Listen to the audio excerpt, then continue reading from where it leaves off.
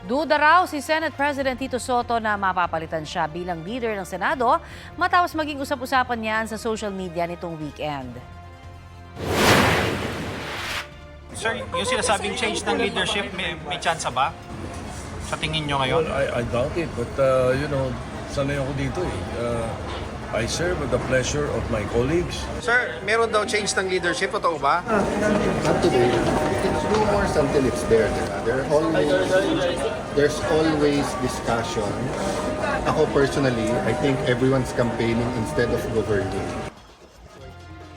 Ayon pa kay Senate Minority Leader Alan Peter Cayetano, hindi pa raw aabot sa 13 o yung sapat na bilang para palitan ang Senate President. Tinawag namang continuing crime ni Senate President Pro Tempore Ping Lacson ang mga umano'y banta sa Senate presidency.